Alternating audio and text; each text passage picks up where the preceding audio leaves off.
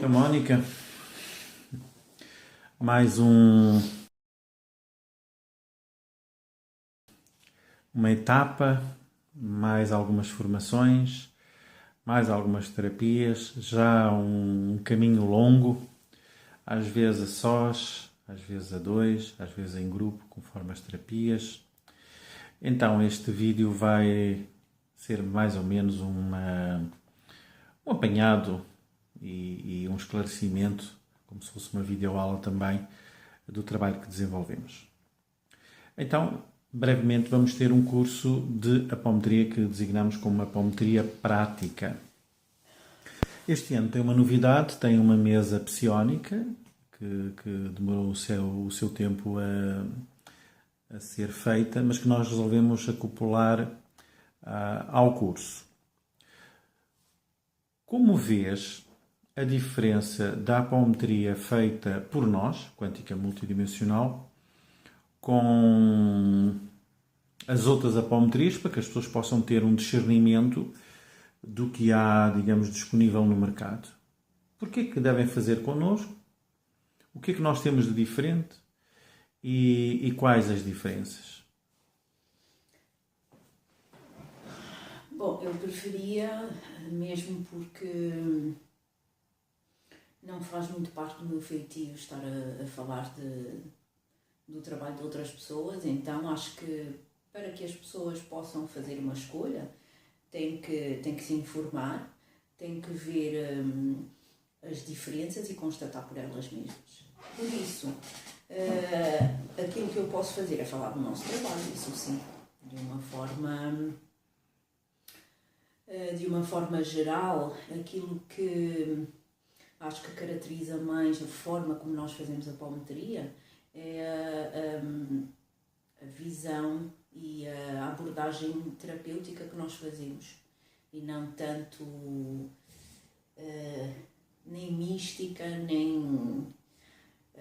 ora bem, podia aqui citar uma expressão que tu usas e que algumas pessoas que já conhecem sabem, que é o comprar bilhete na Maionese Airlines, mas isso, pronto, fica para o entendimento de cada um. O que é que nós fazemos a nível da apometria? Antes de mais, é preciso compreender que a apometria é uma terapia essencialmente kármica, ou seja, procura-se, através da apometria, identificar e transmutar, e a palavra-chave é esta, transmutar padrões kármicos. Mas podem perguntar, ok, o que é isso de padrão kármico? Para simplificarmos aqui o nosso discurso, um padrão kármico é algo que se repete muitas vezes na nossa vida, em contextos diferentes, eventualmente, com pessoas diferentes, mas repete-se. É aquelas situações do género, epá, porque é que isto me está sempre a acontecer? Algumas pessoas têm mais noção, mais consciência desses padrões, outras pessoas nem por isso. A não ser quando começam a doer bastante, não é? E isso é uma forma das pessoas se consciencializarem. Quando refletem sobre esses padrões, e aí o terapeuta já tem um papel importante, que é levar a pessoa a consciencializar-se da dita repetição, ou seja, que muitas vezes as coisas não aconteceram só uma vez, aconteceram várias.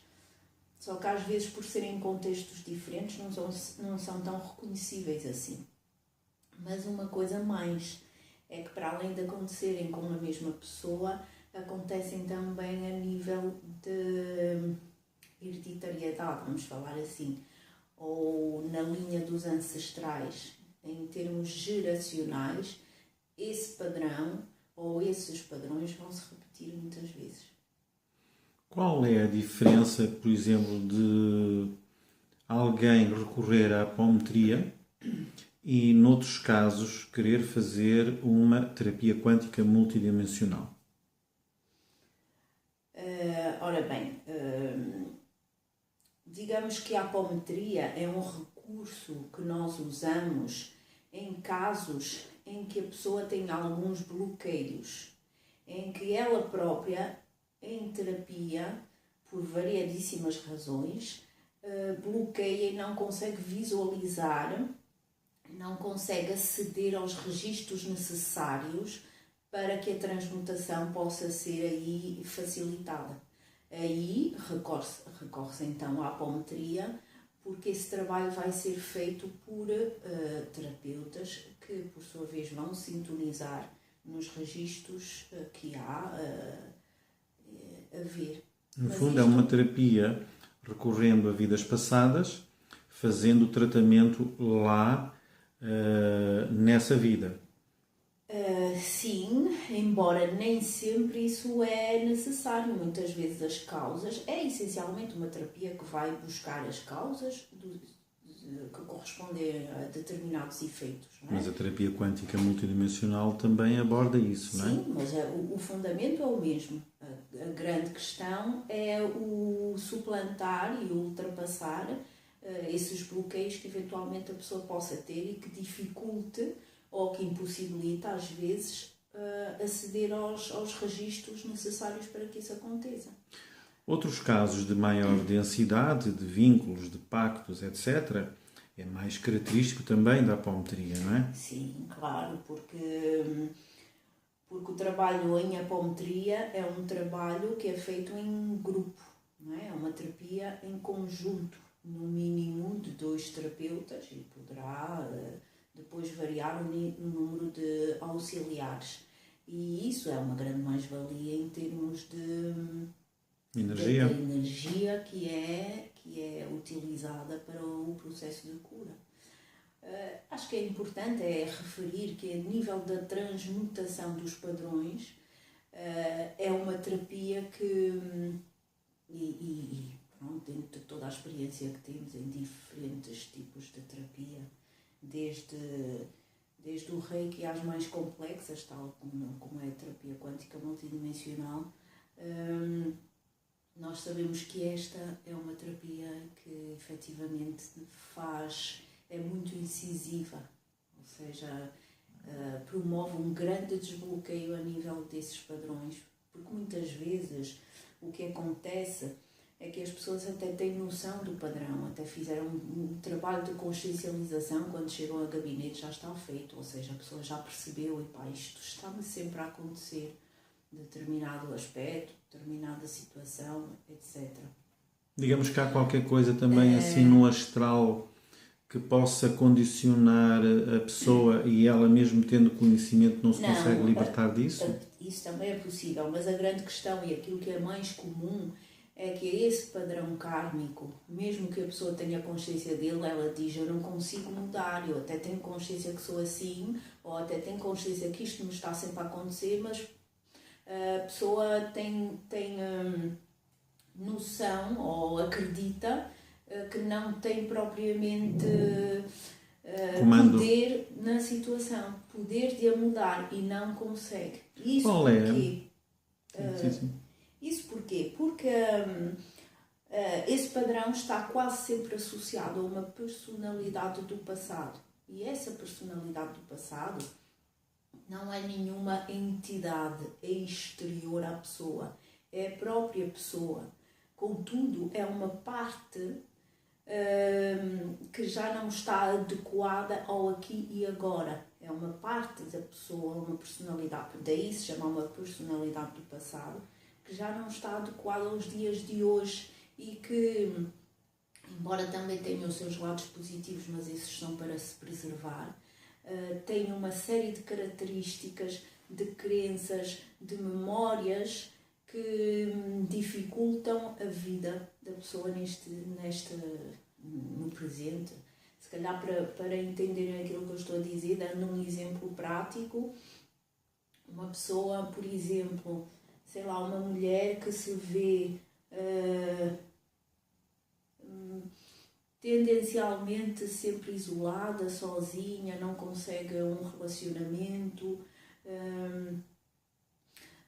encontra-se sempre limitada em termos de relacionamento, principalmente com os homens, sente que há uma espécie de uma barreira que impede os homens de chegarem até ela. Isso são casos, é um caso muito mais comum do que do que podem às vezes pensar. Essa pessoa poderá, por exemplo, ter acoplada a ela, associada a uma personalidade do passado com um padrão de freira, por exemplo. E essa freira tem em si toda uma complexidade de crenças, de votos, de formas de pensamento que permanecem ativos, embora a personalidade de hoje já não quer aquela realidade. Mas a freira fez votos de castidade, fez votos de isolamento, fez votos de castrar a sexualidade, castrar a maternidade, etc, etc, etc. E, embora aquela mulher já não queira aquilo hoje, essa personalidade permanece ali. A apometria trata isto. Ora bem, a origem da apometria tem, digamos, a sua origem, não é? No Dr. Lacerda, que é médico. Sim, e que também é espírita. Sim. Volvendo aqui há alguns anos, qual é a diferença ou evolução da apometria para chegarmos aos dias de hoje, já com métodos cognitivos evoluídos? Lembro-me de Freud e hoje já não se trata muito com a psicanálise e temos a versão Carl Jung, não é, que trata através dos arquétipos.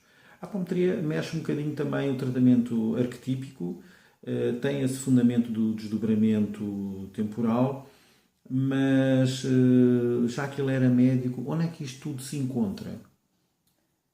Bom, aí é que já não é bem a mesma coisa, não é? A apometria tradicional, com origem sim no Dr. Lacerda, era feita essencialmente a nível do plano astral, ou seja, havia sintonização de médiuns numa pessoa em particular a ser tratada, e depois havia incorporações, situações em que entidades do astral passariam determinadas informações, ou etc.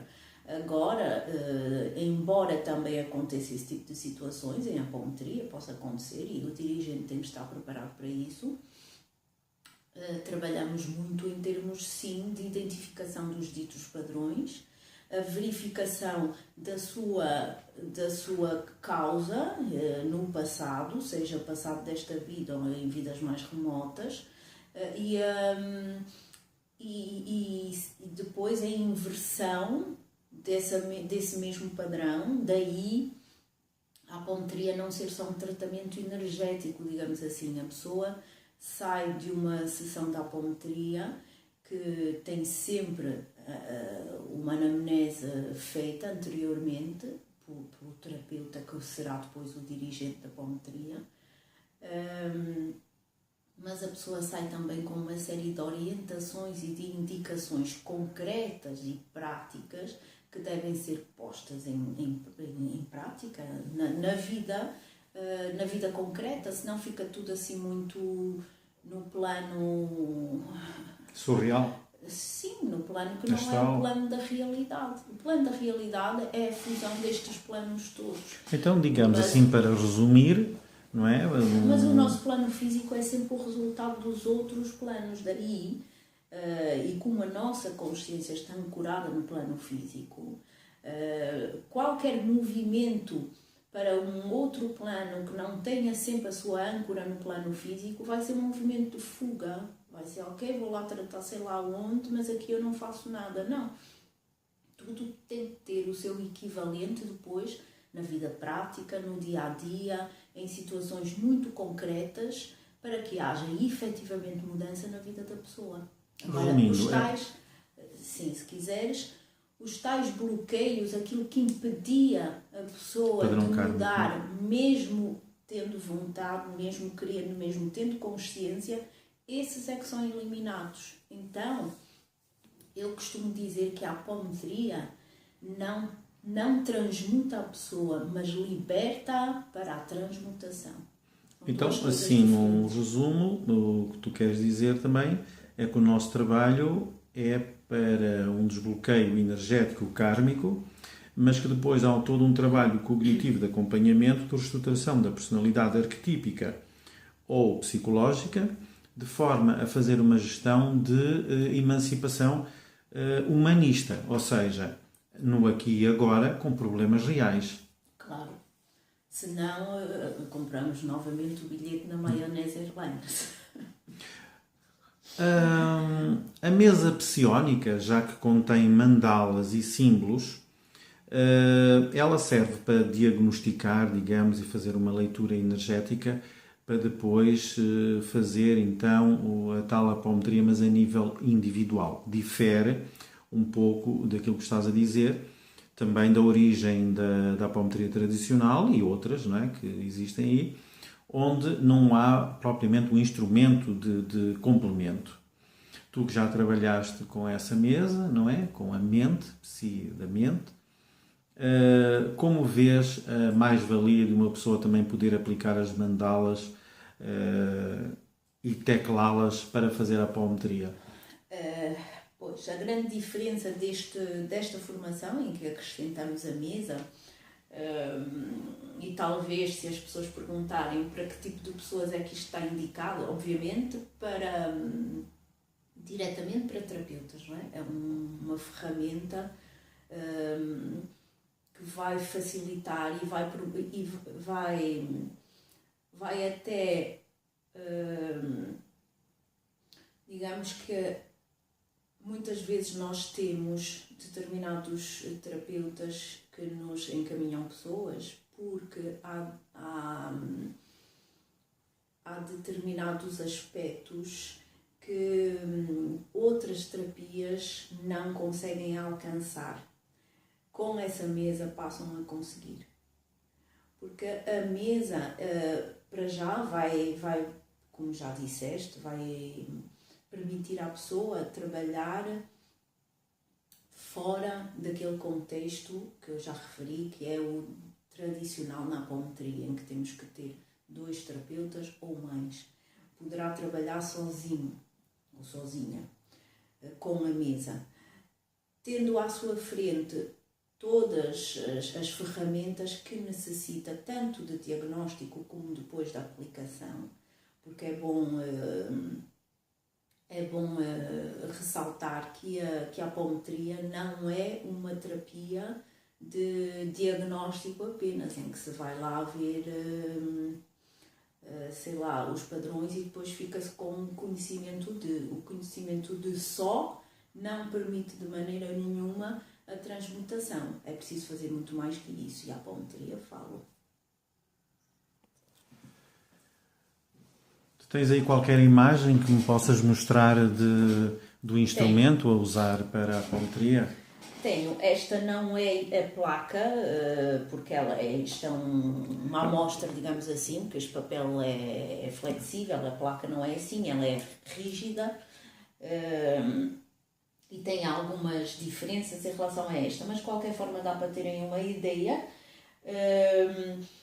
Quem sabe já alguma coisa da apometria sabe que as intenções, os comandos, a ação, digamos assim, a parte da ação terapêutica, nomeadamente cortes kármicos, etc., são feitos através de comandos, contudo também de mandalas, e cada mandala tem uma intenção e uma carga própria.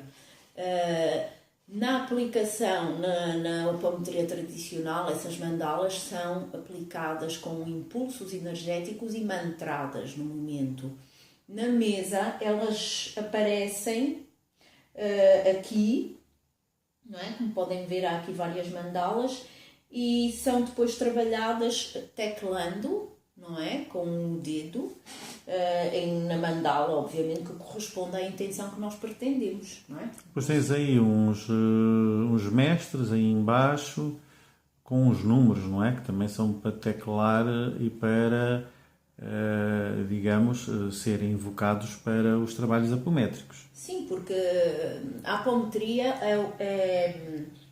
é o colocar em ação determinados comandos, mas obviamente há que haver as ferramentas adequadas para cada um dos comandos.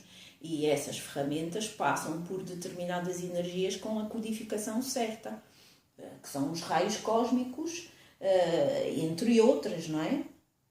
Então aqui a nossa mesa acaba por ter todas essas simbologias que facilitam ao operador aceder mentalmente àquilo que é a ferramenta adequada para aquele momento preciso. Nós sabemos que a apometria, uma das coisas mais importantes é o foco e é a concentração e o não, digamos, não dar aso a grandes dualidades ou hesitações. Isso pode ser complicado quando se está a operar a apometria. Nesse caso, a mesa facilita muito porque está tudo ali à frente, identificado o padrão kármico, sozinho o operador pode logo ali trabalhar na questão da transmutação e da desobsessão e outras situações que têm a ver com a apometria e que faz parte também da pesquisa, que não está aqui incluída neste vídeo, não é? Tanta coisa, e nós sabemos, depois já de centenas e centenas, não há uma igual à outra. Não é? Ora bem, nós também decidimos, para o ano 2017, reestruturar o nosso curso da apometria e também o da mesa radiónica e fazermos algo mais, digamos, compactado por módulos, de forma a aprofundar melhor o curso, digamos assim, não só da mediunidade, não é? Que dominaste consciência holística, a apometria, que era este caso feita também de uma forma pontual, em 2 dias. Nós resolvemos, digamos, aprofundar um pouco mais e fazer isto de uma forma modular e mais extensa e mais consistente. Como é que achas que isto aqui vai incluir também a mesa psiónica, não é? Quais as vantagens? Para já, as vantagens é a solidez da formação, ou seja, desde as bases até à prática. Porque podemos comparar o operador de apometria ou da mesa como um maestro que precisa de ter conhecimento de todos aqueles instrumentos que estão na orquestra para poder comandar em harmonia toda aquela música.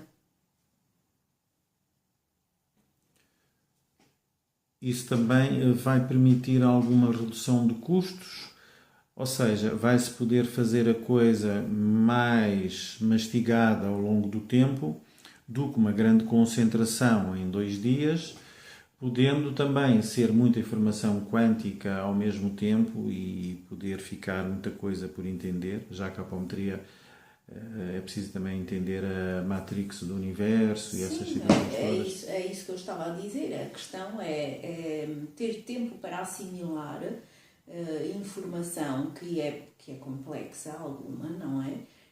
Com solidez, para chegar ao momento da prática, com toda essa informação bem consolidada, porque a apometria, tudo acontece no momento e é preciso, nesse momento, ter a capacidade de buscar a ferramenta certa.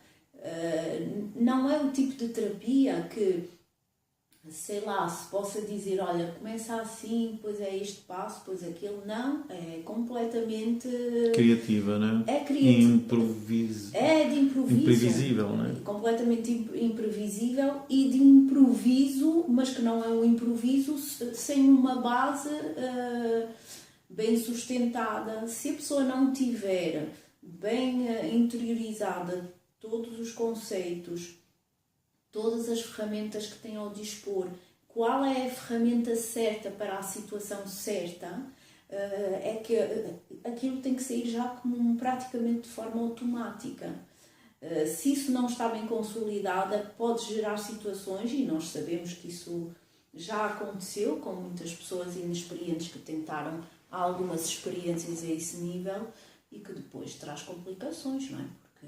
Então, indo buscar o arco da primeira pergunta, a nossa proposta do trabalho não é tipo workshop, vai ser um curso. E a diferença, mais ou menos, é a fusão daquilo que foi o nosso primeiro curso, que seria um curso de apometria para, digamos, instruir médiums para trabalhar connosco a apometria, passa a ser um desenvolvimento sensitivo mediúnico, não é? De formação passiva, com o dirigente. Com a prática apométrica. Ou seja, assim. É um curso que mistura o desenvolvimento mediúnico com direção em apometria, também com instrumentos. Mais do que de uma isso, forma muito simples. Porque o desenvolvimento mediúnico a pessoa até pode já tê-lo ou não, isso é discutível. Não, eu digo, é o contexto do curso, não é? Sim, mas é mais o conhecimento que deve estar em paralelo a todos os fenómenos associados à mediunidade. Isso sim. Muitas vezes as pessoas têm alguma noção do que é mediunidade, mas têm um conhecimento muito, muito pouco